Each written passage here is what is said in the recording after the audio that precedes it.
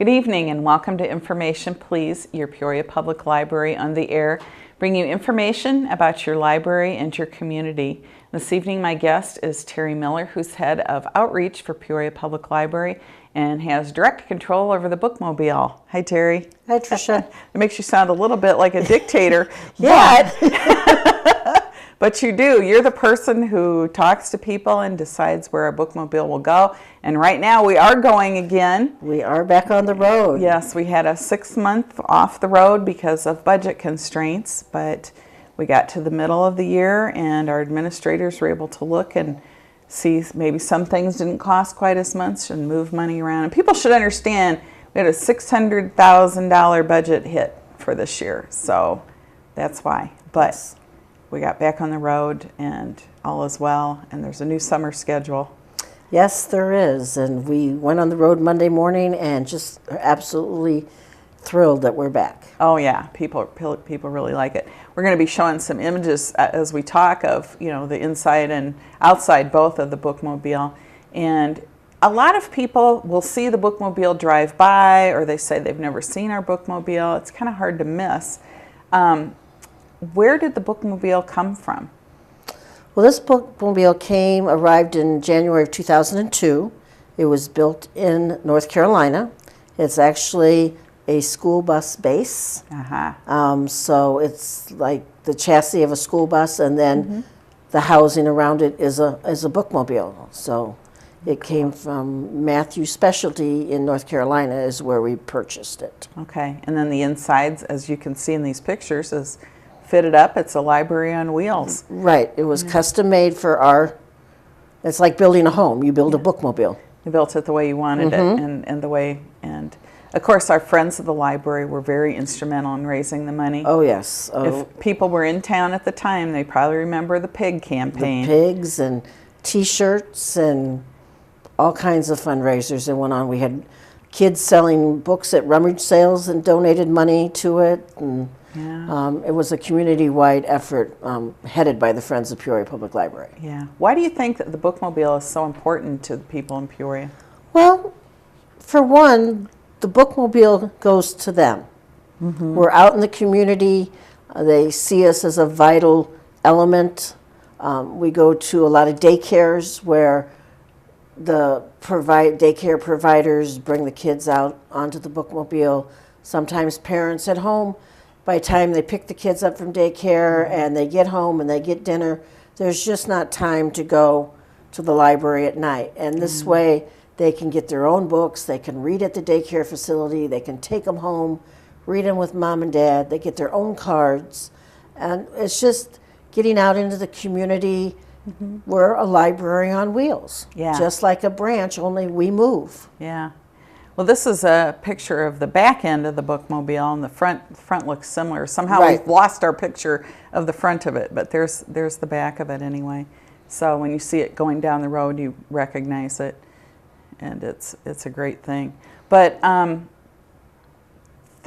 people sometimes say, well, you know, you have all these new library branches, and so you don't need this, and isn't this expensive to do? And so what do you tell people when they say, well, we have new branches, why do we still need this? Well, part of the reasons that we still need it is the fact that there's not a branch in every neighborhood. There are many neighborhoods that are several miles away from a branch that have elderly patrons or stay-at-home moms, and by going to their neighborhood, they may not need to go be in a facility. They're still in their own homes. They want to go to the library. The library comes to them because on the Bookmobile, we carry everything from babies' board books to large print for those who can no longer read regular print. Wow, that's great. And so how do you decide what to put on the Bookmobile for people? Basically, we're a browsing collection. A lot of the bestsellers, the best-selling children's books, best-selling DVDs.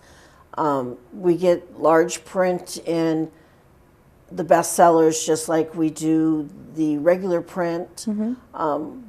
Popular fiction, popular nonfiction cookbooks arts and crafts books, the popular stuff, not so much the in-depth research, because we can always borrow that when we go back in and go home to the garage at night. We can pick stuff up from the North Branch or have it sent from downtown at the main library, or even Lincoln, Lakeview, and McClure if we don't If have somebody's it. doing a specific, interested in a specific topic that Right. requires in-depth. Right, And because we put materials on hold for them, pick them up at the Bookmobile. People can return their books. It's just one of those things that we're a full-service library, like I said, only on wheels and popular materials. we even got posters like we We have. even have posters and flyers and magazines and DVDs. And Do you have a lot of problems with things falling off the shelves? That's a question I get asked a lot. once in a while, if we take a corner a little too sharp, then we might have a shelf tumble. But pretty much these are built for being on the road, so the shelves are tipped back at a pretty good angle so they stay. They stay and Yeah. stay well. That's great. Yeah, I think that people who had been using the Bookmobile probably may have gotten used to going to our online catalog, which of course you go to that, and on our new website it says search the catalog in a big block right up there in the top, and you click on it, and then you can put whatever you want. And for a while that Bookmobile tag was missing, and it was what we call shadowed, which you Right. couldn't see it because we really didn't know, and it was just all came about very suddenly to put it back on. But we were able to unshadow it, so now you can click and say Bookmobile again to have your materials taken to that right away and pick it up at your next stop. Yep. So how do you decide the routes? Well, it depends. Basically, requests, when people call, they get directed to me. I take their information. I then look at circulation stats and where they are located in the city versus where the Bookmobile's going, because I do try to be cost conscious and not be going to the way southern part of the city and then all the way back to the northern part of the city and then back to the middle. So I try to schedule the stops as in neighborhoods close to one another. So say on Tuesdays, we may be at the downtown Salvation Army, and then we're going down to a daycare by River West and to River West. Things are in close proximity together. And when we look at the statistics, and if we're going somewhere that isn't being used, then we move that stop and add in others and rearrange. Nothing's set in stone year after year. Yeah, you change But it we up. change it to how the best route would be and where we're hitting the most people. Well, and that only makes sense because our population is very fluid. Kids grow. I Right. often think about this, the fact that I don't see a school bus on my street anymore. And at one time, every house had 3 or 4 kids in it, and those kids have all grown up, and the people are older. And so, yeah, it's just like with the school bus, neighborhoods change, and if it's not getting used, then move it. But you also switch up routes throughout the year, don't you? Right. We run on 3 schedules a year. We run on a summer schedule that started this week and will run to the end of August. Then we have another schedule that starts Tuesday after Labor Day and will run to the holidays through December. Then in January, we start a new schedule and run to May. So allowing us the opportunity, if there's a stop that we thought, oh, this is going to be really great, and then it comes out and finds out we're only serving one person in 45 minutes, that's not productive for us. Right. So then I can look at that schedule halfway through before I start planning the next one and say, we need to mix this up and this route's not working. So there's Yeah. always changes 3 times a year. Well, that's good. And of course, we print Bookmobile schedules. Right. You can come in and pick up a paper one, stick it on your refrigerator, in your planner, whatever you need to do. Or you can get it from our website, which is peoriapubliclibrary.org. And we always put it up on there, and you can find the stops and the times then. And it's good to know when those things change. We try to let people know. We also try to let people know if we can't be out on the road due to bad weather or something. Right. And of course, you're able to go out a lot more now that we have a garage. Yes, yes. And no more loading books in rain and snow. And the one thing I want to mention about the fall and the January schedules is that we run on 2 schedules, allowing getting more routes in. So it's every other week during September to May. But in the summer, we go to the same places every week since it's only like 12 weeks long. Oh, right. So you're there and also the kids are out of school, Right. reading their books quicker. Right. People are on vacation, reading things faster, so Right. using things faster. Because you do have DVDs. DVDs and participation for summer reading. Yes, exactly. And summer reading, you can just be a summer reader with checking in at the Bookmobile if, you can do that too. So that's a great way to do that. Yeah. I forgot what I was going to say, which doesn't happen to me very often. Summer reading, we have the passports, which of course the Bookmobile is the jet of the summer reading. Passports aren't required. They're just one more fun thing people can do. But you can pick one up at any of the buildings and they'll stamp them. But they were created before we knew the Bookmobile was back on Right. the road. But if you only go to the Bookmobile, you can still get your passport stamped on the Bookmobile because you have a Bookmobile stamp, and then Yes. folks who finish those and turn them in. And the whole idea is just to get people to visit all of our different branches and find out the unique things that are at each library. Just as the Bookmobile is unique, each of our locations are unique and fun and exciting, and some of them are kind of a trip for people to get, one end of town to the other, but it's a nice little expedition and a fun thing to do maybe on a weekend when, you're not working and you can take a little extra time. So if you stamp those and then turn them in, you'll be entered to win, I think it's a $75, $50, or $25 Barnes & Noble gift card. So it could be well worth your time. Yep. Well worth your time. And then the Bookmobile is just a bonus. Yes, exactly. A bonus stamp. So tell me, outreach, that's your department, is outreach. Correct. And the Bookmobile is one part of it. Can you tell us what else your department does? Well, we're multifaceted, is because what we do, outreach is really non-traditional library service. So if it has something to do with something outside of a regular 4-walled building, then we're probably doing it. We have the Talking Books for the Blind and Physically Handicapped program. That's a free program through the National Library of Congress. And so many people aren't aware of that, and they've got a family member who's struggling, and this service is absolutely free. Right, it is. Everything comes to you in the mail. You can come into any of the branches, talk to a librarian. We can certify you, unless it's like a dyslexia problem, then you have to have your doctor sign it. But macular degeneration, losing your sight, using a white cane, any librarian can sign you up. If you want to go to the North Branch, is where the outreach department is housed. We have 4 staff members plus myself that can get you signed up and get you going on your way. The nice thing about this now is that they've come to age, is that they're all on flash drives now. Oh, wonderful. No more cassettes and flipping them over or flimsy records. The player is smaller than a loaf of bread, and everything is on one flash drive the size of a deck of cards. Wow. And that is a program that is free to anyone who qualifies. Qualifications meaning they cannot physically hold a book or cannot stand to read regular print for more than 15 minutes at a time. So it's a free program, and there's thousands upon thousands upon thousands of titles available.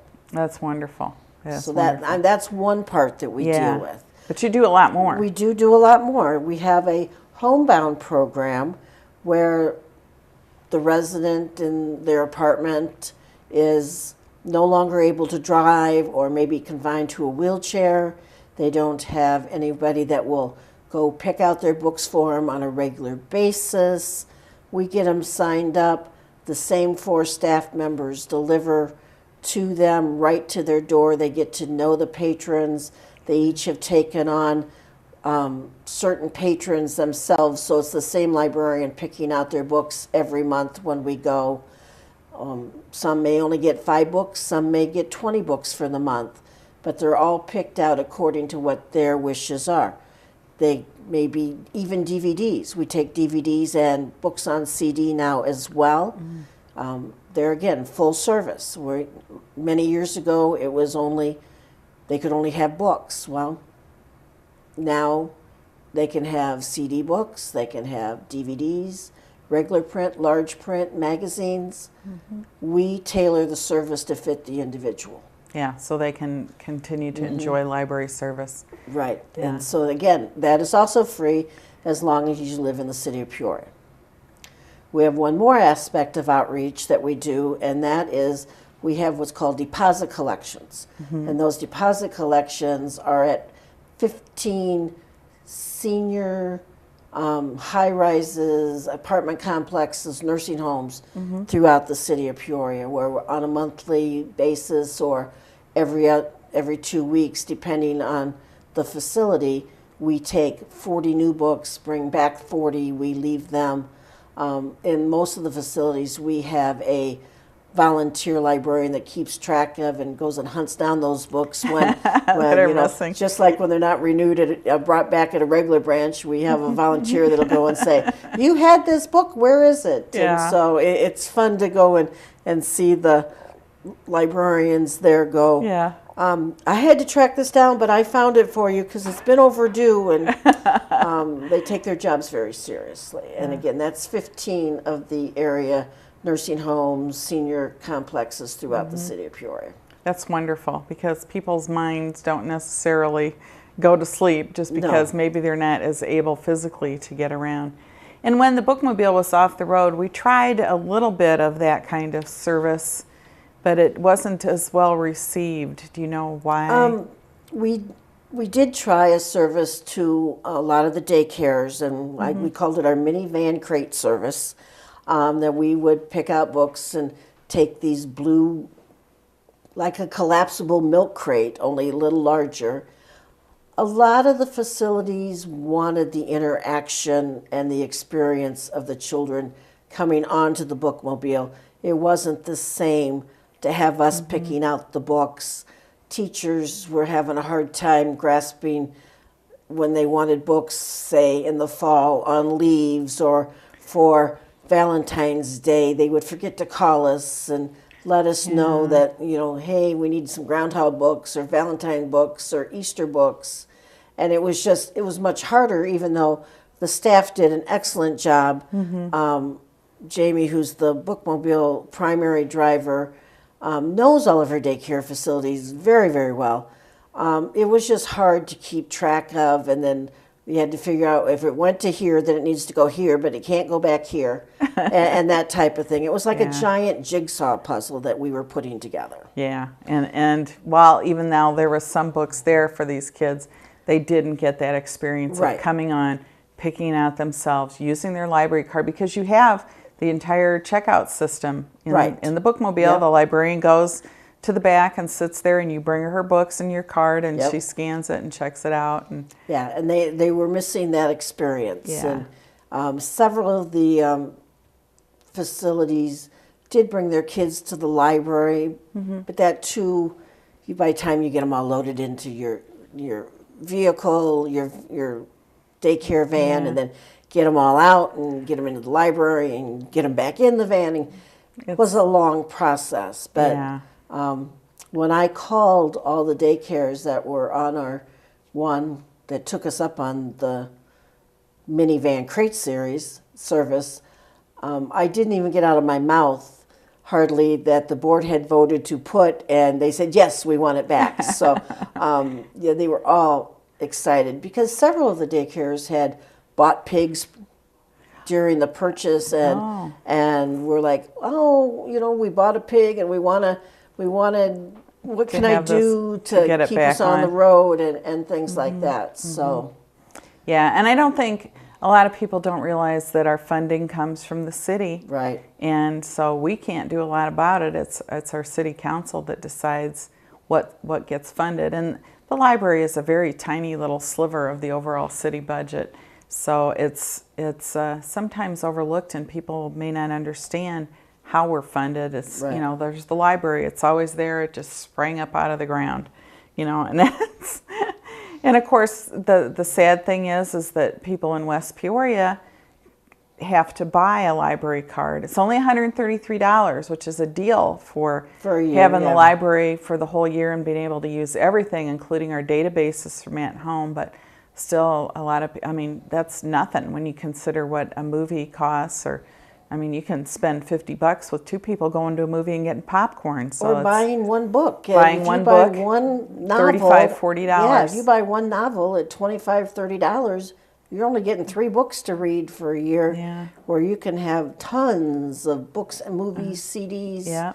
everything. But everything else the library offers too. Right, yeah, as well as the databases and programs. And Yeah. And of course, you don't have to have a library card to come in and use things. Right. It's just you can't take anything out of the library. Right. And of course, anybody who has a library card from any of our, big chunk of Illinois can come and check things out. They can't use our databases at home. Right. Pretty much that's the one thing that we don't share is you have to have a Peoria Public Library card if you want to use those databases or download our electronic books, which is very, your Kindle, your Nook, your iPad. We have the iPad ones now, and all those other fun things we have for kids like Tumble Book Library and all the job helping stuff, all that you need a card for. And your PIN number. Oh, yes. People forget to get their PIN number. all they have to do is call a library, they can get it. Well, they can actually get it by clicking "Forgot my PIN" too. Well, that's but true. It might be hard to find a little bit, yeah. So, but the outreach, of course, we've talked about is at North Branch, and when we built that building, we built the garage specifically. And what kind of problems has that alleviated for you now that you're parked in a garage? Well, it alleviates, especially in the wintertime, the generator not wanting to start because it's sub-zero outside. Because you used to park at the ESDA at the top of Grandview Drive. Yes, and also in the howling winds. Alleviates wild animals. Yeah, you've had a few tussles with those. Turkeys, raccoons, and deer, and any other crawling or walking. And you're not talking about they were meandering by. No. You're talking about in the engine. Yeah, raccoons in the engine compartment.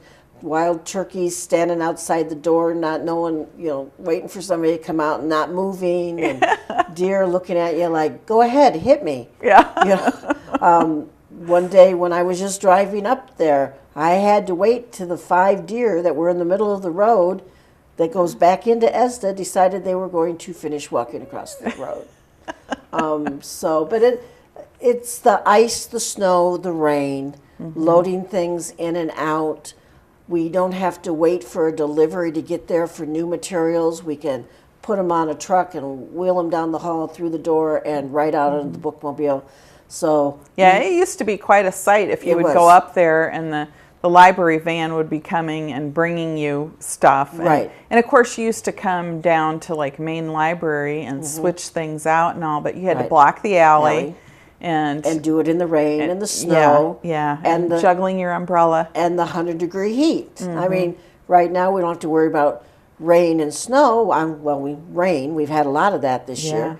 But even with the heat, the bookmobile doesn't get overheated because it's in a temperature-controlled garage. So you're not starting off at 100 degrees. Right. With We're not having to wait for it to cool down to get to a bearable 75 or 72 or whatever, versus in the winter getting up to a comfortable 70 from 30, which could take hours because it's like a tin box, like a refrigerator. Exactly. Well, and we have that outside wrap on it that too is that that was all custom done, and it's very pretty.